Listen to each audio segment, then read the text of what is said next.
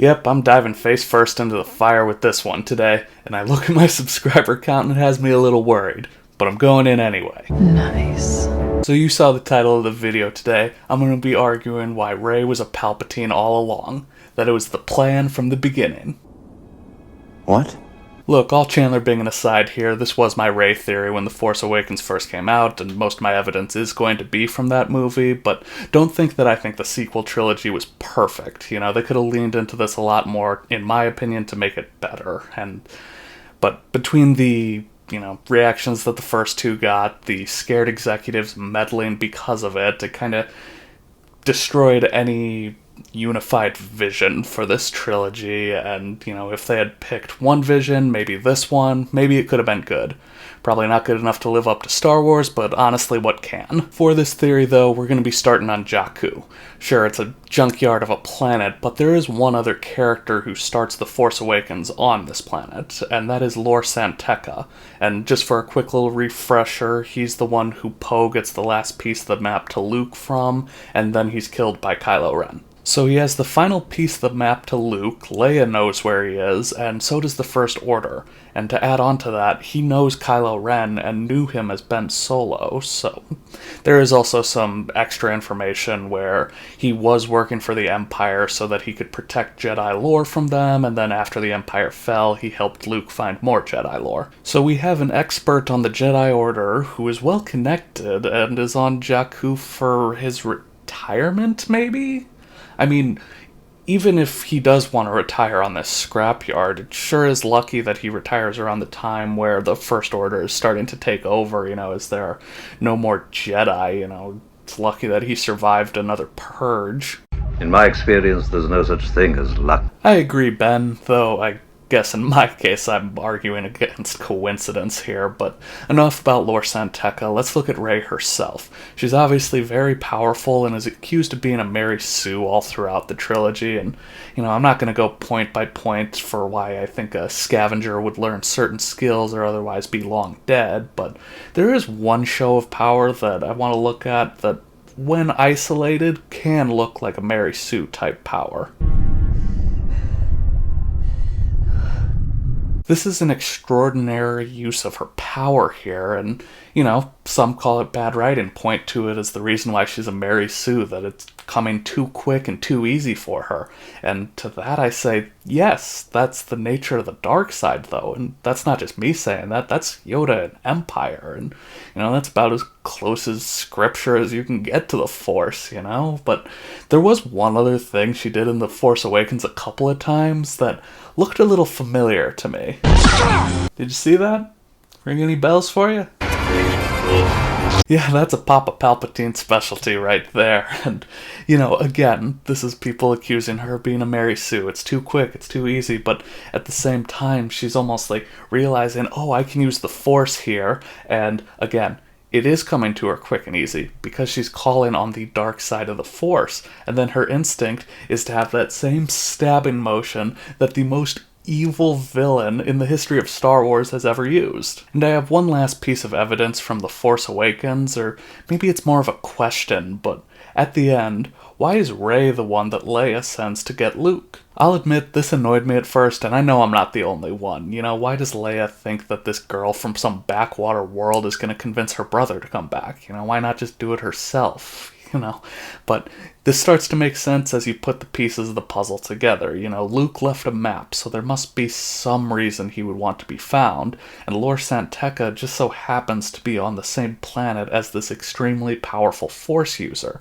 So it would stand to reason that, he's almost kind of like a lookout, he'll give that last piece to Leia if somebody takes Rey, and then Leia may even know that Palpatine had a clone and could see this as the potential offspring of said clone. Maybe she knows that, maybe she doesn't, but either way, she knows that Luke is worried about this extremely powerful Force user, and that's why Lor San Tekka was there. So by sending Rey, she's able to say, hey, Luke, she's been found.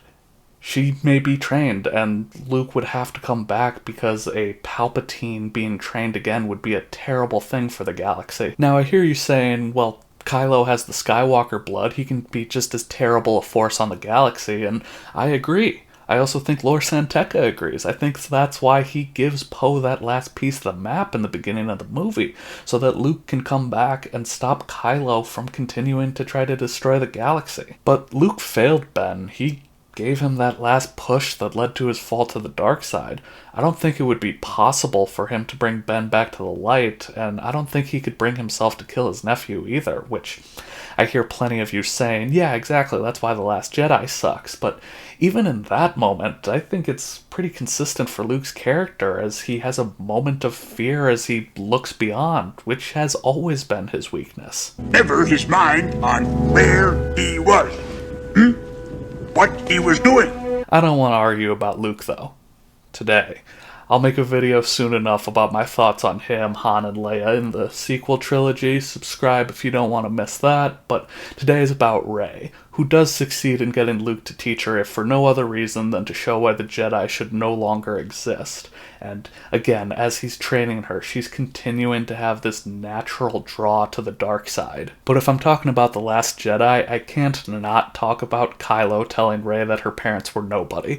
And to that I say, when did we start believing the bad guys in movies? Even in Return of the Jedi, Yoda confirms for Luke that Vader is his father because people didn't believe the twist, you know? Because it was coming from the villain. Who's going to believe the villain here? But even then, it's not like Kylo is wrong, though. You know, he's just not telling her the full truth because he wants to manipulate her so that she will join him. And even then, it's like, it's true to Kylo, who her parents are. They were nobody. It's who her father was cloned from that matters to him. And this is where I'm going to say Disney messed up because of their lack of vision. You know, it should have had a more ambiguous ending in The Last Jedi. Instead of showing Luke fade into the Force on Ahch-To, we just see him disappear on Crate, as we have to question whether he was a Force ghost or if it was just a projection, because they had been setting that up throughout the movie, you know. And then you have the final shot be of Snoke's body in two pieces, obviously, as we end on the Emperor's cackle, or even a quote from the Emperor. You know, there's a template to get good dialogue from him. Something, dark side. This could then lead into the Rise of Skywalker, with Kylo tracking down Palpatine, only for Luke to try to stop him one last time, but failing to, as Kylo then kills Luke, proving himself to the Emperor, who then gives him his army and a mission. Do I think this makes the story perfect? No, of course not.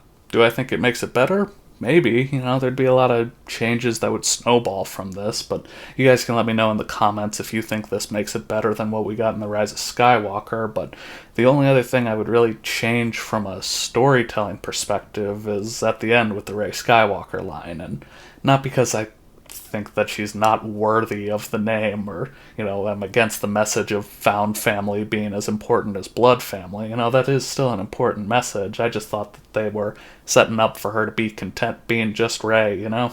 It's not a message you really get a lot in movies like this, and, you know, I think it would have been a great way to end the series on, to just say, hey, you're just you, and that's more than enough. That's great, you know?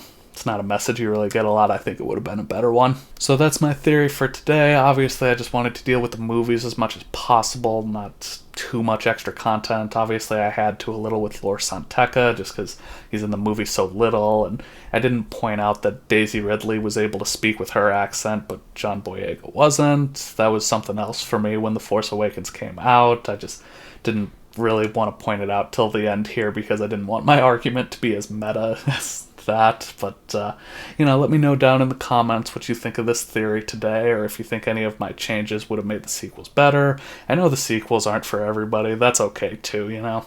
I wish they could have worked for you like they did for me. I wish they could have worked better for me too, though. So I know they're not perfect. Let's just try not to be too negative in the comments section. But if you enjoyed the video today, please drop a like, subscribe if you want more like this, and I'll see you next time on STV.